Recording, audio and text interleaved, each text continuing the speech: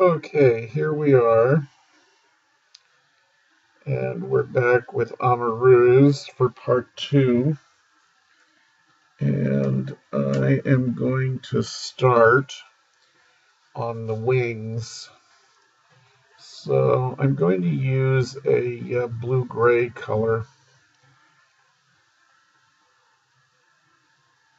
This is called sky blue. Um, Unless I plan to do the wings really like a shade, like black or pink or whatever, I usually use a blue-gray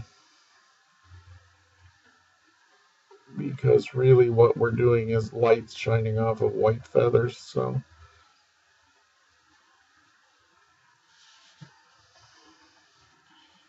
it can be a wide variety of colors.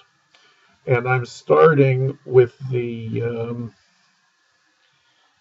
shading on this one. It's a little different. I want to pop the layers up of feathers to give them some depth and some texture. That's the most important thing. And to give these shape and substance. And let's pretend that I have sense. I'm going to go ahead and run this same palette, this sort of cool blue, down into her costume. So this illusion netting over the bust line would be that same color.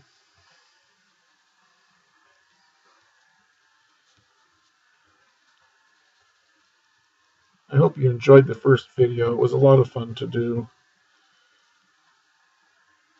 And I will do more. But I would love to know what you would like to see on the videos. I teach art, 2 days a week. And we run the gamut from what does blue and red make to art history and all sorts of advanced topics. So if it's something I think I can do, I'm happy to attack it on a video. It certainly is easier. Meek and I spend a lot of time on email, and we found out that we have a little Skype meeting about once a month.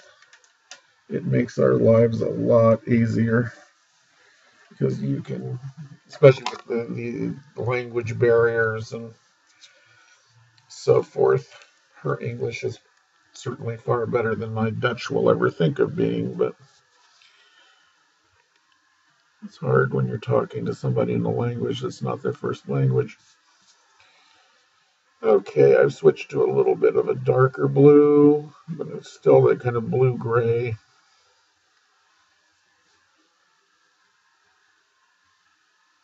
You get the shadow in here.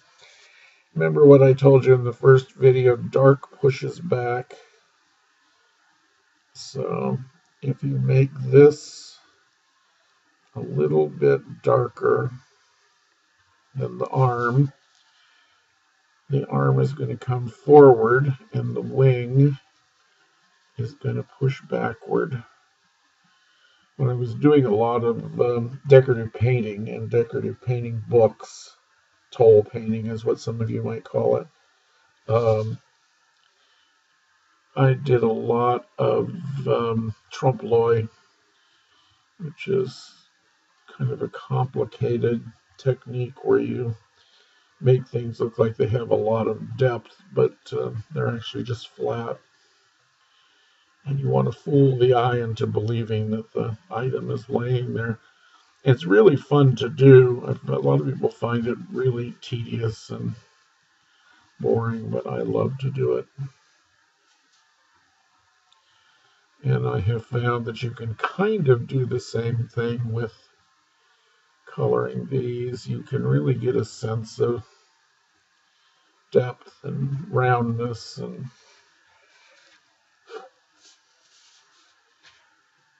things coming forward and going backwards. So it's fun to do. Challenge yourself every chance you get. Knowledge is power. I love that saying. It's true. I'm going to use that light magenta again to put a little pink glow on the costume. I'm thinking of this costume as being sort of iridescent. So it's going to have blues and pinks and a little teeny bit of green. I love these sort of combinations. I think they're so pretty.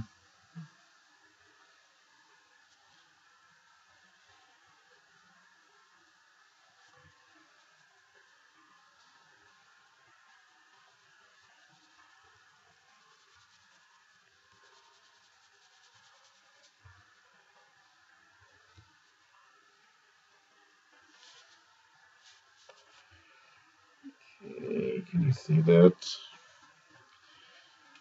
It's not, I wasn't real thrilled with the quality of the video on the first project there. And it's high definition. I mean, the definition is good, but I think my computer's too slow to capture the refresh rate of the camera in high def. And just a little bit of green.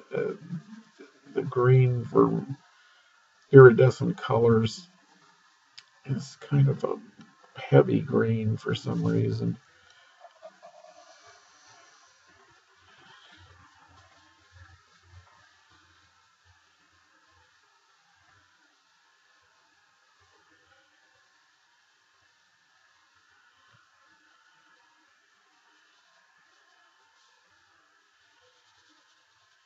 I had forgotten that Colette did this image, and she did her in blue.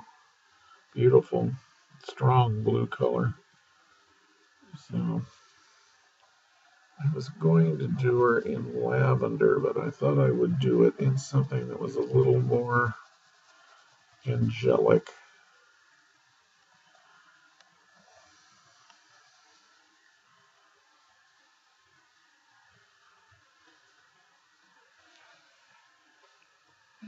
Okay, this is actually finishing up pretty quickly. When you do these sort of iridescent costumes, it doesn't take very long. Just relying on the white underneath, you don't have to color so much.